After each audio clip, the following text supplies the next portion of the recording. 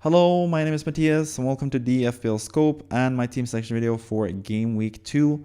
We have finished Game Week 1, we have a lot of new information to take in, and we also have to do some plans for Game Week 2, and also in this video I'm going to do a free hit draft for Game Week 2 as well, which is something that I usually do in these team selection videos, or pretty much every single team selection video I do. I have a free hit draft as well for the upcoming game week, just to compare that to my own team. And see what happens with it. I didn't do it last week, so sadly I don't have a Game Week 1 free hit squad to compare my own Game Week 1 score to, but hey, that's going to happen from next week onwards.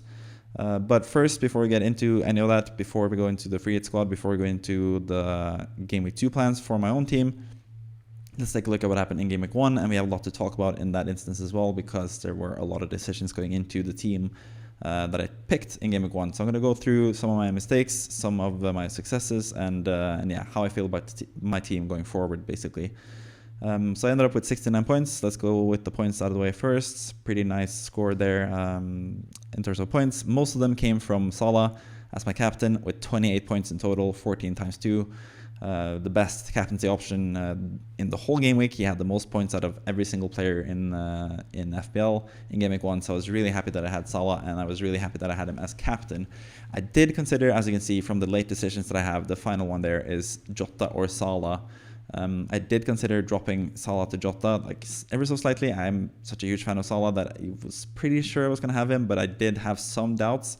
I did consider going from Salah to Jota to have more money to spread around to the rest of the team, where I could upgrade one of my midfielders, for example, to someone like Saka, for example, or yeah, Jota in his own right. It would be a really nice player. But yeah, I decided to go against that. I just liked Salah better, and I'm pretty happy with that in terms of captaincy and also how Salah looked. I think it looked absolutely amazing, getting 28 points. Other than that, Semenyo is actually one of the midfielders that I did pick because I had Salah. I didn't have enough money to have anyone else, so I picked Semenyo as my midfielder. I was between Semenyo and Smith Rowe until the end, who to pick as the 5.5 midfielder. I did consider Yankuba Minte as well from Brighton, who got an assist and looked really good.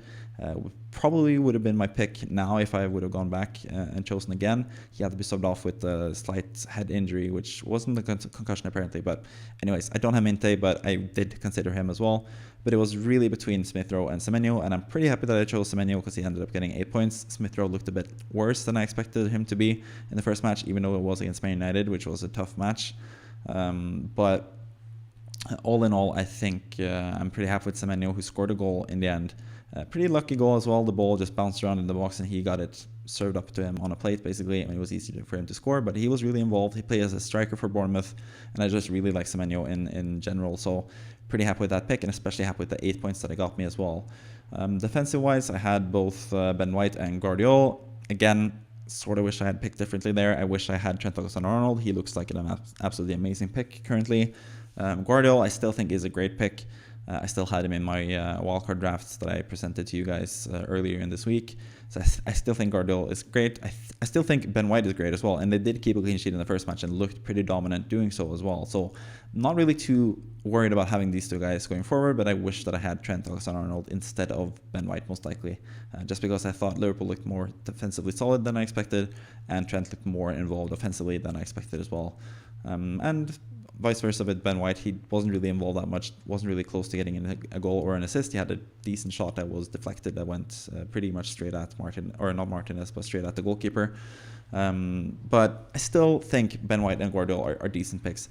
The pick that I didn't like that much, obviously, is the talk of the town after Game Week 1, and that is Joel Konsa from Liverpool. He was subbed off at the half. Liverpool looked so much better in the second half without him, so it seems like he's going to be dropped now, but at the same time, I have enough defenders. I have Robinson on the bench. He's one of the players that are like the most favored replacements for Konsa. So I have White, Guardiola, and Robinson. So I feel like I have 3 really good defenders for the next few game weeks.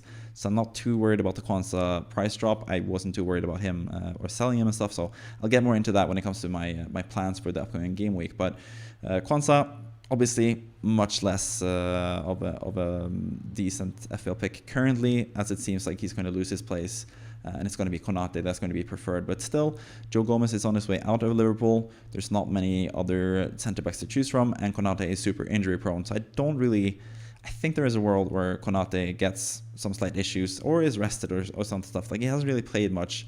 Even when he has been healthy, he's been sort of in and out of the team the last few seasons. So I still think Kwanzaa is not entirely a lost cause, but I think he's also someone that I won't really trust until I see him play at least 60 plus minutes in a game where they do pretty well coming up. So yeah, not too happy about Kwanzaa. Henderson, he conceded against Brentford.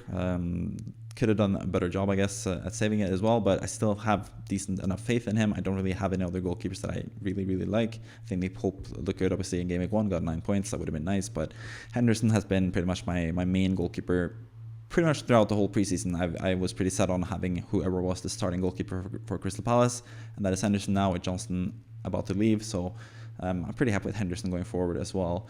Nkunku is the other major downside this game week, at least, alongside Kwanzaa. He was also subbed off before the hour mark. He at least lasted a bit into the second half as well, but he was subbed off after 58 minutes, which was really disappointing. Again, it was against Man City, so maybe I should have just benched him regardless, but yeah, kind of disappointed with Nkunku, but I'm not too worried about him in the future, but we'll talk more about that when it comes to the plans, because yeah, there are some potential plans there where he could be leaving, but I think I just have so much faith in Nkunku as a player that I still want to keep him, but really disappointing to see him be subbed off that early and not really be too effective in the time that he had on the pitch either.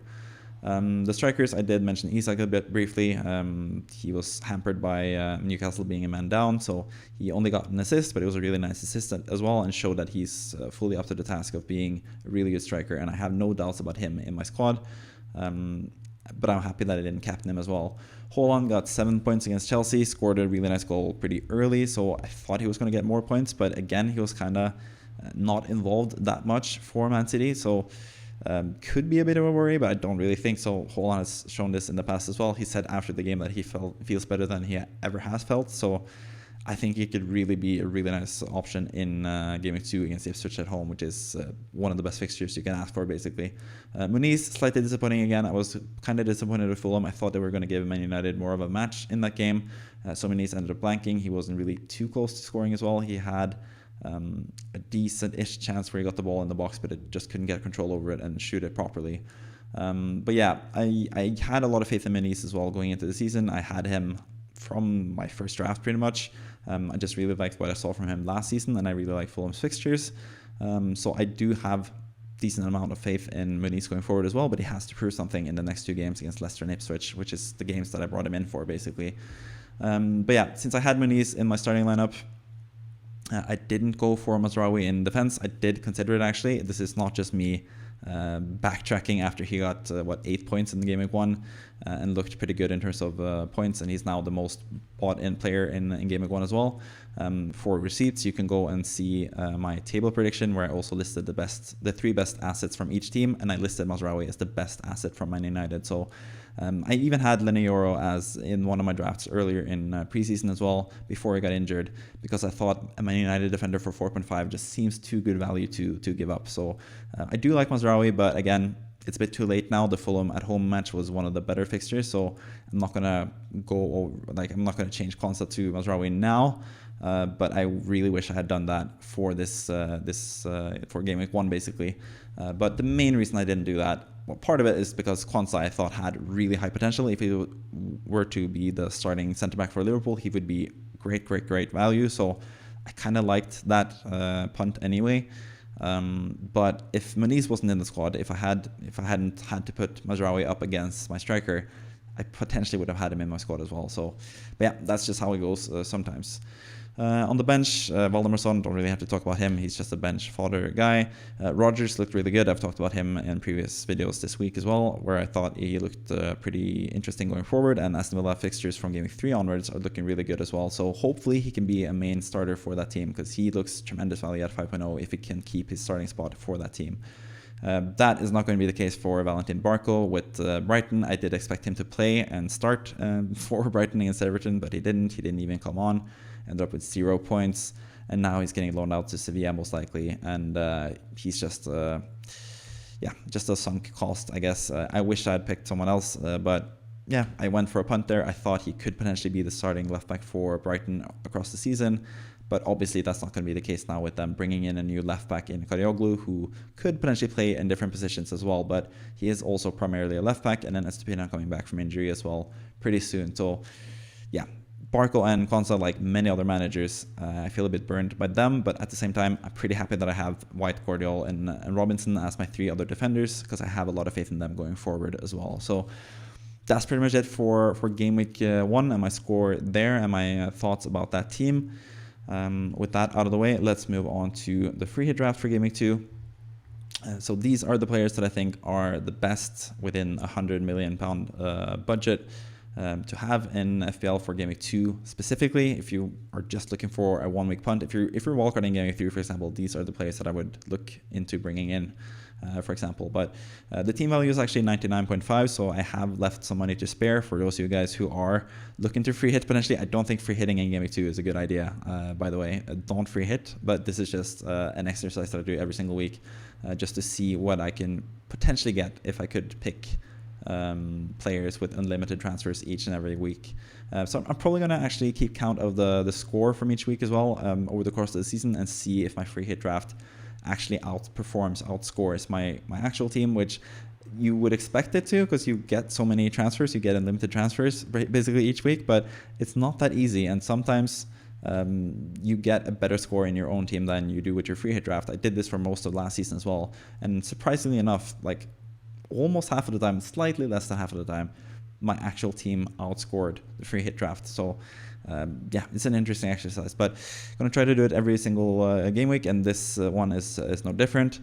So let's just go through the team. In goal, I have Ederson, just have another City spot open, basically. I did consider Foden in as my midfielder as well, so he could have been my 3rd City player, but against Ipswich, you want to triple up with City, and that's what I've done with Ederson in goal.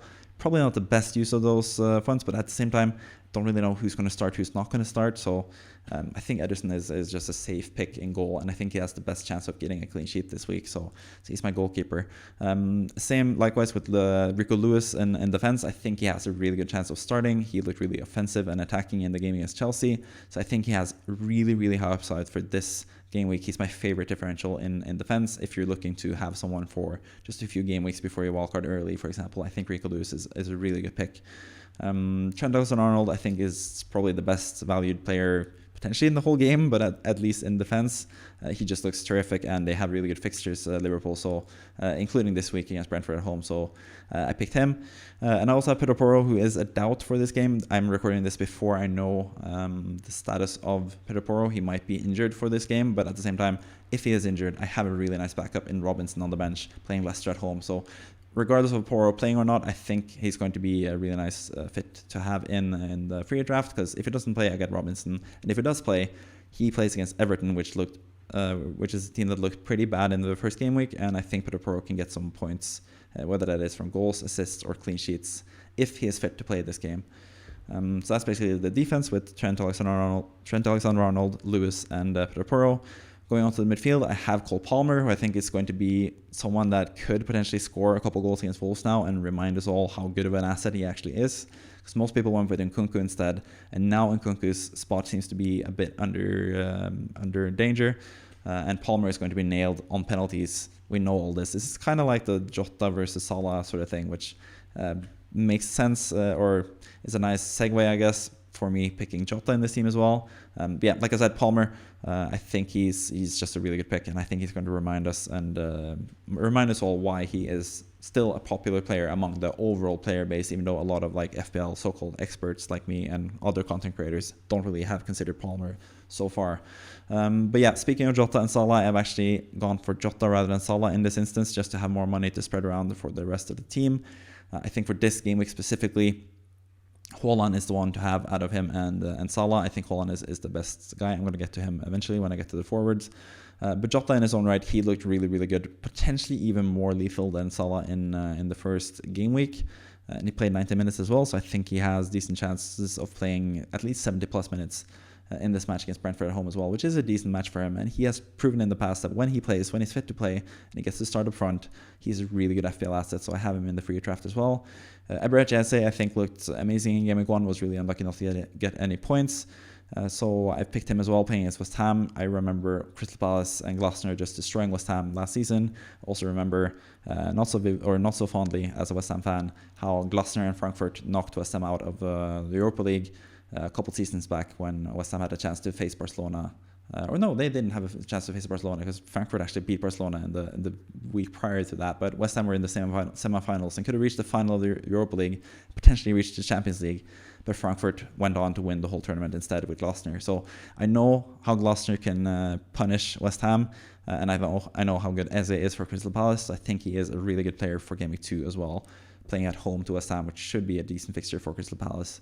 Then we have Kaoru Mitoma, who I think is kind of a surprise for most people in terms of both this game week playing against Man United, which is sort of a tougher game, and also just Mitoma, who has not been talked about enough in preseason. I mentioned him a couple times as someone that has been overlooked.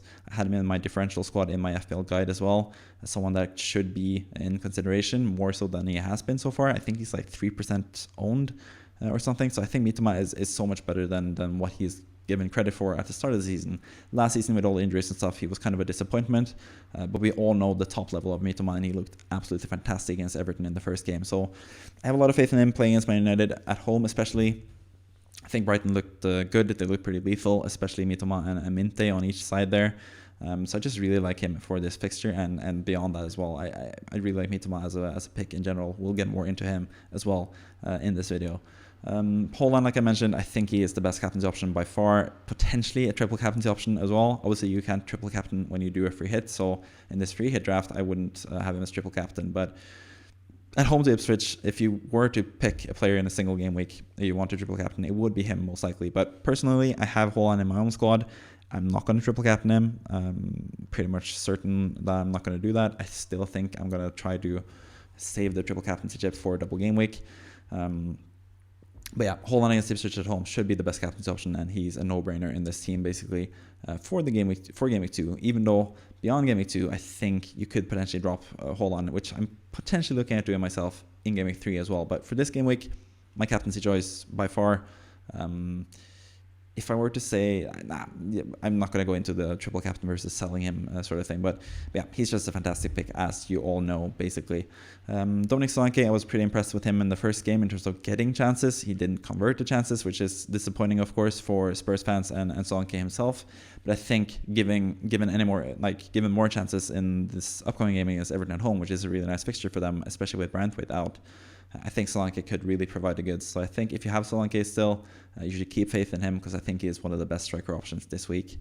I've actually ditched Isak for this team, which is kind of surprising, but he plays Bournemouth away, which is kind of a more tricky fixture. So that's why I've decided to go with someone like Solanke instead, who's also slightly cheaper. He's $1 million cheaper than Isak. Gives me more funds to have someone else. As you can see, I have a pretty strong squad in general. And then the final striker, and my favorite differential in terms of the striker position or forward position, is Rodrigo Muniz, who I still have in my own team as well. Leicester at home. I think this is the week where Fulham show that they are a really good team. They just signed Sander Berge now as well, so maybe he gets to play, and maybe they look a bit better than they did against Man United. Maybe Man United are actually pretty good this season, so maybe Fulham have a lot more to show. It's going to be a really interesting game to see how Muniz and Fulham look against Leicester.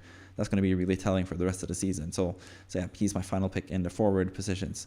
I've already talked about Robinson as the first bench guy as well, in case Pedro Porro doesn't play. I think he makes a lot of sense as a player. He was really attacking, was really involved offensively, even against Man United when they struggled to attack. Last time around, he looked pretty offensive, and he looked really good in general. I just think he's a terrific player. And showed his worth, and was on his way to bonus points before they conceded really late against Man United as well. So really like Robinson in case of emergency, in case Pedro Porro doesn't play. I think Robinson is a really good pick, and I'm more than happy to have him in my own squad as well. And then on the bench, I have some fodder players, like really cheap players. Bergwall, who could play for what it's worth. Bentancur was out with a concussion last time, pretty nasty concussion, so I think he's going to be out. Bergwall came on and looked good at times. He had a really big mistake as well, where he got really a mouthful from Vicario for messing up, but he has so much talent. He took corners as well after coming on for Spurs, so I think he's a decent backup option anyway, even though I've picked him for the squad mostly due to monetary reasons that I didn't have enough money in the bank basically to have a better backup than a 4.5 midfielder, and I think very well is the best 4.5 midfielder to have for Game Week 2, and possibly or probably beyond that as well. And then finally, my final pick on the bench is Harvard Bellis from Southampton. I think they look decent against Newcastle defensively, even though they had that major mistake from Alex McCarthy that ended up being the decisive goal for Newcastle. But I think Harvard Bellis against Nottingham Forest at home, for a 4.0 defender, you don't get much better than that for Game Week 2. So I've picked him as well in my squad. So that's pretty much the whole squad. I only have 4 of these players myself in my own team. So let's take a look at my team for Game Week 2 and my own plans for Game Week 2 as well. And pretty much my plans are to do nothing. That's usually what I do in Game Week 2. I usually save up transfers to have 2 transfers in Game Week 3, where you can do more of a change to your team and have more data basically, or more of a sample size through 2 game weeks to do changes for the upcoming game week. I think that's still a good tactic. Obviously now the rules have changed, so you can actually save up more than 2 transfers. So I might change my ways in Game Week 3, but for Game Week 2, my plans stay the same. I think my starting 11 is still pretty damn good, even though I have only 4 players of the ideal players that I think for Game Week 2, which you just saw in the free hit draft.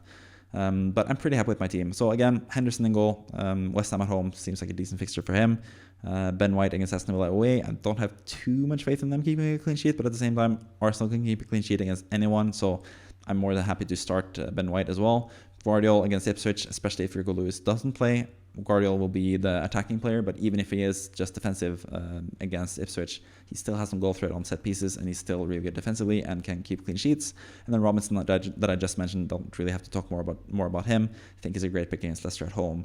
Then in midfield, I have Salah, who's my vice captain in this instance, because I have both Salah and Haaland in my actual team. Him playing against Brentford at home should be a really good fixture for him as well. Really happy that I have Salah in general. I think he is potentially the best player to have currently in FPL. As I just mentioned in the free hit draft, not going to go over him again. And Nkunku, this is sort of like a redeeming chance for him, potentially. As you can see, just to address the elephant in the room there, you can see the potential transfer that I have apart from doing no transfers, and that would be Nkunku to Mitoma, because I just have a lot of faith in Mitoma. But I think it's just too much of a sideways move. If Nkunku is deemed to start, maybe we get some news that Nkunku is going to be dropped. Maybe he plays 90 minutes in the Conference League or gets injured in the Conference League. Then maybe my thoughts will change, and maybe I will do the Mitoma move in general. But I think I'm just going to stick to no transfers, because I think him against Wolves away could get some points, especially if he gets to play. If I'm not mistaken, he scored against Wolves last season as well. So I think the world of Nkunku as a player, so I hope he gets to play more minutes for Chelsea. I think he's going to be a decent pick, but I am slightly considering him, considering dropping him if he doesn't play against, or if he plays too much or it gets injured against Servette. I'm recording this video. This video is going to be posted after Chelsea's match on Thursday. This is recorded earlier on Thursday, and it's set to be released early Friday. So I'm going to take that into account before I make decisions. So you watching this know what happened with Nkunku and Chelsea in that game. So yeah, just blabbering on now, but it's basically old news for you. But depending on what happens there, I'm going to make a decision whether to keep Nkunku or not. But most likely I'm going to keep him. There's going to have to be some extraordinary circumstances in the game against Servette in the Conference League qualifiers for me to change Nkunku out, I think. Antoine Semenyo for Bournemouth. I think he is a really good option actually against Newcastle at home. Newcastle defensively aren't the best, especially now that Fabian Schär is suspended with a red card. They're struggling defensively with a lot of players out and stuff. They're probably going to have to play Dan Burn and Lloyd Kelly in central defense. So I think Semenyo has a chance to get some returns there in that game as well. And he was good in Game Week 1 for me. Hopefully he can keep pushing in this Game Week 2 and be a really good player for me. So I'm really happy about him. Haaland as captain, mentioned him in the free draft. Don't really have to talk more about him. Isak against Bournemouth away, I still think that's a good fixture for him. Bournemouth looked like a team that you can actually score against in Game Week 1. So quite like Isak still in the fixture as well, even though I don't really have him as consideration for captaincy or something like that either. Obviously with Haaland as the main captaincy choice here. Muniz, like I mentioned in the free draft as well, really like the look of him. And this is going to be his coming out party, hopefully, where he scores a brace or something like that, which he did a couple times last season. I'm hoping that will happen again. My bench, Valdemar Son, again, don't really care about him. Rodgers playing as Arsenal away, or Arsenal at home even, but that's still not good enough for Rodgers to be close to being in my starting lineup, but he is more of a Game Week 3 onwards type of player, hopefully, if he can keep his place. Hopefully he looks good against Arsenal, doesn't really do much, but looks good enough to keep his place in the team at least. And then the final two players on the bench are Kwanzaa and Barco. Don't really have too much faith in them. We could potentially get some early team news about Kwanzaa starting, but even if I get the news that he's starting, I don't think I would start him over Ben White, Guardiola, or Robinson anyways, just because I have that fear of him being subbed off at the half again. So even if we get news that he's starting against Brentford, I'm still not going to use him, and he's just going to be on my bench. And then Barco obviously is just going to be on the bench, rotting away and not doing anything either. So that's pretty much my team, and that's pretty much my transfer plans as well. I don't really have any other plans than potentially Nkunku to Mitoma. I don't think I'm going to do that either, but it depends on what happens in the game tonight, which you will know what happened in that game once you watch this video. So yeah, don't have to go over that thing again. That's pretty much it, I think. I don't really need to drag this video out any longer. The one final thing I guess I could make note of is triple captain Haaland or not. I discussed this a lot with Kevin on the podcast. He's actually looking to potentially triple captain Haaland in a single game week, but I still think waiting for a double game week is the way to go. Even if the double game weeks are spent on using your bench boost, your free hit, or potentially the mystery chip eventually, and you don't have any double game weeks to use your triple captaincy chip on, I still think also the tactic of Kimo, the third founding member of the FPL Scope podcast, he usually waits to do the triple captaincy chip until game week 38, the final game week of the season, because that's usually super high scoring and you usually get a really good player for that game week to triple captain. I did that tactic a couple years ago, but I did end up picking Son, who blanked, rather than going with Aubameyang, who scored a hat-trick. That was one of my big mistakes. But yeah, I could have ended up with Aubameyang with a huge score in that game as well. So I think even if you're not going to use triple captain in a double game week, I think you can use it in the final game week of the season, game week 38, to great effect as well. So I wouldn't personally use it on a single game week earlier in the season, even though it is enticing with Haaland against Ipswich at home. When he doesn't have rotation issues, there's no injury issues, there's no midweek match to prepare for.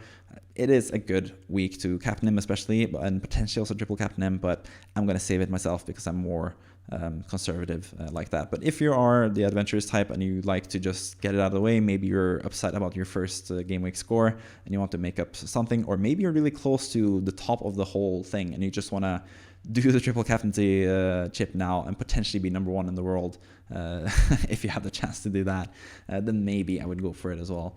But other than that, I think I'm going to stick with just regular captain for Haaland in most cases. But yeah, that's just a final thing on Haaland triple captaincy. I hope you enjoyed that. I hope you enjoyed the video and my team section video. As I do every week, I'm going to keep doing it every single game week this season. I'm going to do the free hit draft and compare and contrast from the past game weeks as well. But anyways, that's it for me for today. Hope you have a wonderful day, wonderful weekend of Premier League football, and look forward to speaking to you again next week in my videos leading into Game Week 3. So with that out of the way, thank you for watching. See ya. Bye-bye.